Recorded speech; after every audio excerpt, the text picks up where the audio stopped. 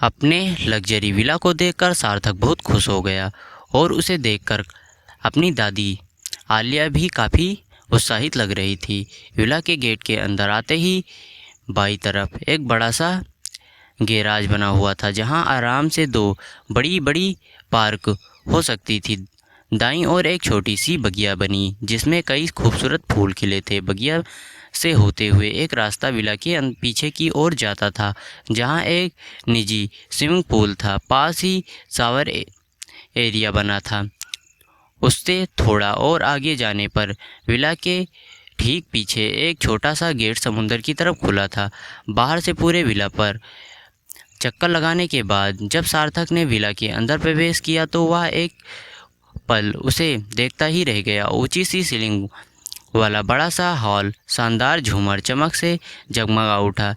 कीमती कारपेंटर बिछे हुए थे। हर तरफ महंगी पेंटिंग और मूर्तियां सजी हुई थी। साथ ही आधुनिक सजावट वाले सोफ़ा सेट लगाया हुआ था। हॉल के ठीक बीच के नीचे से ऊपर की तरफ सीढ़ियां थीं, जो कि दाएं बाएं दोनों तरफ जाती थीं। सीढ़ियों पर लाल कारपेट बिछा हुआ था। देखने से पता चल रहा था कि ज़्यादा सभी नई और महंगी चीज़ें से विला को सजाया गया था। उस भव्य इमारत को देखकर सार्थक ने अपनी दादी को गले लगाते हुए कहा, ओ दादी, this is lovely, just amazing. मुझे आपका यह तोहफा बहुत पसंद आया।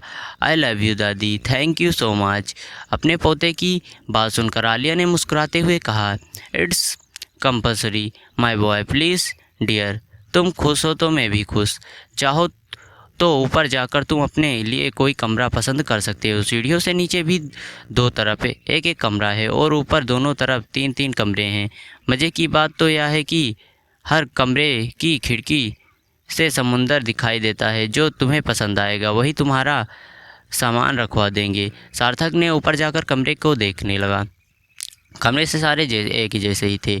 उसने बाईं ओर देखा और पहला कमरा अपने लिए पसंद किया। फिर वह नीचे आकर पूरे विला को घूमने लगा। तभी किचन के पास से उसे दरवाज़ा दिखा। वह खोलकर देखा, वहाँ अंधेरा था, लेकिन अंदर सीढ़ियाँ नज़र आ रही थी जो नीचे की तरफ जा रही थी। उन सीढ़ियों को देखकर सार्थक ने पूछा, दादी, यह डोर किस तरफ जाता है? आलिया ने उसकी बात सुनी और वह शायद किसी फ़ोन पर बात कर रही थी। तभी मैनेजर आलोक वहां आया और उसने सार्थक से कहा, सार्थक बाबा, यह रास्ता बेसमेंट की तरफ जाता है। वहाँ कुछ पुराना सामान पड़ा है और अभी कुछ दिनों पहले जो करवाया उसका भी कुछ सामान इसे बंद किया गया है। सार्थक ने बेसमेंट का दरवाज़ा बंद करते हुए, ओ यह बात ठीक है आलोक अंकल, आप दादी और मेरा सामान लाने की तैयारी कीजिए, आज हम यहीं रहेंगे। तभी अचानक सार्थक को ऐसा लगा जैसे कि उसके पास से एक ठंडी हवा का झोंका गुजरा और उसके कानों में एक फुसलाती हुई आवाज़ सुनाई दी, चले जाओ यहाँ से। उसे अपने पास ही खड़े मैनेजर आलोक से पूछा, क्या आपने कुछ कहा? मैनेजर आलोक ने हैरानी जताते हुए कहा, मैंने उस दरवाजे को बंद करने के लिए कहा। हाँ, तो वो तो मैंने सुना, उसके बाद क्या आपने कुछ नहीं कहा? सार्थक ने हैरत से पूछा। मैनेजर आलोक ने कहा, नहीं सार्थक बाबा, मैं। सार्थक ने बेसमेंट के दरवाजे को बंद करते हुए कहा।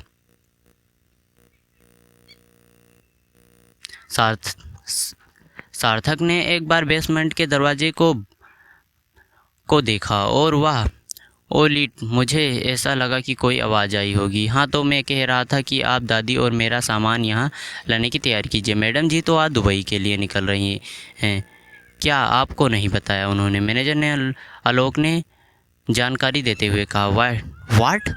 दादी दुबई जा रही हैं और किसी ने मुझे बताया भी नहीं? वह अभी आज जब मेरा बर्थडे है तब? सार्थक ने नाराज़गी जताते हुए कहा। फिर वो तेज़ी से भागता हुआ अपनी दादी के पास गया। वो अभी फ़ोन पर किसी से बात कर रही थी। उसे देखकर आलिया ने अपनी जल्दी से बात ख़त्म करते हुए अपने पोते से पूछा, क्या बात है माय डियर? बात क्या है? दिशा जी, वेरी अनफेयर। दादी आप जा रही हैं और मुझे बताया भी नहीं। आज तो मेरा बर्थडे है, आज ही आपको कैसे जा सकती है? सार्थक ने उनसे पूछा। आलिया ने उसके कंधे पर हाथ रखते हुए कहा, ज़रूरी काम है, नहीं तो मैं नहीं जाती माय बॉय, लेकिन एक बहुत ही अर्जेंट मीटिंग है, जाना तो पड़ेगा। और फिर सोचा जा रही हूँ तो वहाँ का कुछ और काम पेंडिंग है, उसे भी पूरा करके ही आऊँगी। यू डोंट वरी, मैं एक हफ्ते में लौट आऊँगी। तुम्हारी बर्थडे पार्टी की बात तो यंगस्टर के बीच में मुझे बूढ़ी का क्या काम है। तुम लोग एंजॉय करो अपने इस आलीशान विला में, एक बढ़िया सी पार्टी करो। मैं अपने दोस्तों को बुलाओ और हाँ, कोई भी ज़रूरत हो तो आलोक से कह देना, वो यहीं रहेगा तुम्हारे साथ। फिर तो ठीक है ना। अपने दादी की बात सुनकर सार्थक मायूस हो गया, लेकिन उसने कुछ नहीं कहा क्योंकि वो जानता था कि चाहे कुछ भी हो जाए उसकी दादी अपना काम छोड़कर यहाँ नहीं रुकेंगी। पहले भी ऐसा कई बार हो चुका है। उसकी दादी अपने काम को लेकर बहुत ही सीरियस थी। वो जानता था कि वो लाख कोशिश कर ले मगर फिर भी उसकी दादी वो नहीं बदल सकता, इसीलिए उसने ठीक कह दिया। शिकायत के बिना अपने दादी को गले लगा लिया। तो ऐसे पर ख़त्म होता है। अगर आप लोगों को वीडियो अच्छी लगी तो वीडियो को लाइक और चैनल को सब्सक्राइब जरूर कीजिए। और हाँ, मैं जहाँ वीडियो बना रहा हूँ वहाँ पर अभी पानी पड़ रहा है, इसीलिए मैं जल्दी में वीडियो बना रहा हूँ, तो इसमें कुछ गलतियाँ हो सकती हैं।